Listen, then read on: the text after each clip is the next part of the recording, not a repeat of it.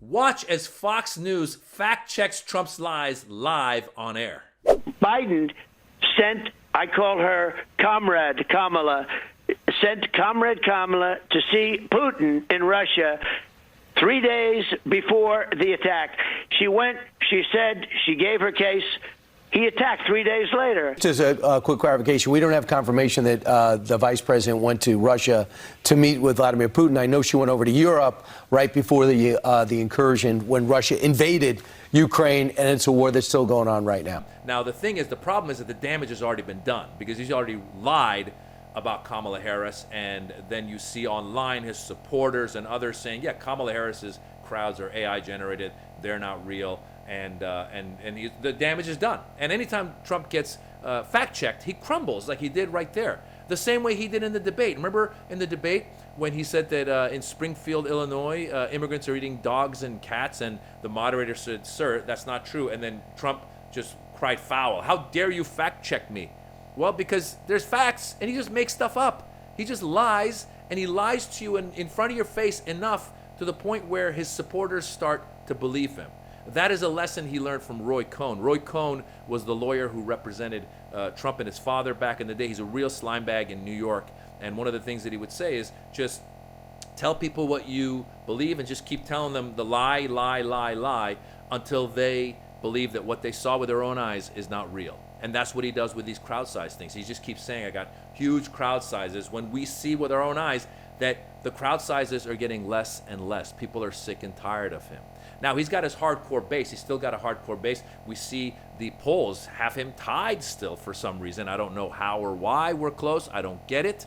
So there are people that still support him, but people are not coming out to listen to him ramble on and on and on and on, his hate speech that he does. I mean, he lies all the time. He lied on January 6th when we saw with our own eyes that the people that he was encouraging to attack the Capitol, he turned around and said, no, I didn't tell him to attack the Capitol. I said, go there and protest peacefully. Well, he also said you got to fight for your country or they're going to take it away from you. He also got those people all fired up. He also, when told that Mike Pence, his life wasn't threatened because they were saying hang Mike Pence, he didn't do anything. He said, I don't care. He didn't care. And so he tells you something different. He tells you those people that attacked the police on January 6th, the people that attacked democracy on January 6th are hostages and heroes, and it's all just made up. And that's the danger of all this stuff, because sure, crowd sizes, who cares? We know he's been lying forever. When he first got inaugurated, we all thought, hey, you know what? Maybe he will actually be a leader who's going to try and move a little bit more towards the center and do some stuff to make America actually improve America. And yet, after his inauguration, he sent Sean Spicer, his press secretary, out to meet the press and lie about his crowd size on Inauguration Day. I mean, he's out of his mind. It was so crazy that SNL did a sketch of it. You should watch that sketch after you watch this. Melissa McCarthy plays Sean Spicer, and it's really funny. But Trump has been obsessed with crowd sizes. He's been obsessed with trying to be something he's not from a long time ago. Back in the day, he used to call these magazines that do the richest people of the world, he used to call and pretend to be his own assistant and get himself on the richest person's list. He's lied throughout his career. He lied with Trump University. He lied when he opened the casinos and didn't pay people that did the work for him. He's a known liar. He just makes stuff up. And again, the danger of it all is when people believe it and then they run with it. And we've got, for example, let's go back to Springfield, Ohio, where people's lives were threatened. There was bomb threats called in. Kids couldn't go to school because everyone thought that the immigrants were eating cats and dogs. And so here he is lying about his crowd size. In that first clip, he said that he had bigger crowds than Elvis and he doesn't even have a guitar. Okay. Who cares? Like, why you... And by the way, you don't have bigger crowd sizes than Elvis. I can't wait. He's going to say, mark my words right now, he's going to say in the very near future that his crowds are bigger than Taylor Swift's. Mark my word, which is not a fact, but he hates Taylor Swift because Taylor Swift endorsed Kamala Harris, and then Trump on his failing social media page put, I hate Taylor Swift. So that's coming. And when that comes, think of me, Maz Jobrani, telling you that Donald Trump is so cuckoo and so out of his mind that he says even his crowd sizes are bigger than Taylor Swift's. And so again, what's happening? What's happening is I think people are just sick and tired of hearing all of his negativity. He really paints a dark picture of America. He says that gangs are overtaking Aurora, Colorado.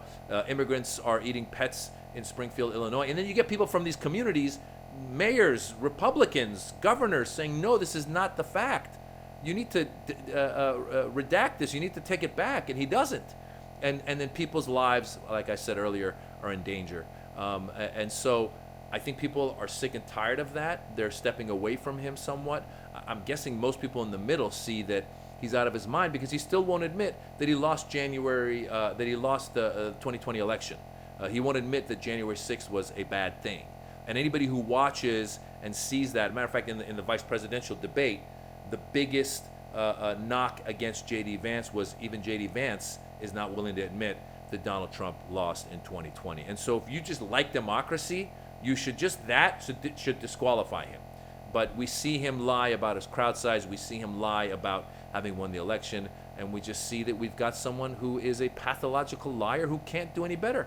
And so his routine is getting old. Kamala Harris is doing a great job of calling him out on that. She goes, this is the same old stuff. He's been blaming immigrants, and he's been blaming Democrats, and he's been blaming others for all of America's problems for the past 8 years plus. He famously, again, in the debate, they asked him, they said, sir, you criticized Obamacare. That was in 2016. And then you tried to repeal Obamacare once you became president, and you were not successful in repealing it. But that was 8 years ago. Do you have a plan that's better than Obamacare that you could put in that would be health care for people who have pre-existing conditions, who have that have health care for people who can't afford it? What's your plan? And he said, well, I got a concept. So you see, he's got no real answers. He's just got a lot of complaints, and he's got a lot of lies. And so all you got to do is look at this whole crowd size thing. He's so obsessed with it, it's crazy. Kamala did a great job, actually, in the debate of baiting him on that because they were on the issue, I believe, of immigration, which should have been a strong issue for him. But Kamala mentioned the crowd size, and we saw like a distracted little pet. He just was like, and he started talking about the crowd size. So the guy is not the sharpest tool. He's getting older. He's losing a step. And that's all I got for you. Vote accordingly, folks. Vote accordingly. Do you want someone who's a leader who's young and smart and sharp and can goad the other person into a side argument by just mentioning the crowd sizes? Or do you want someone who's out of their minds and rambling on and on and on in their speeches and just making up lies? Those are the choices, ladies and gentlemen.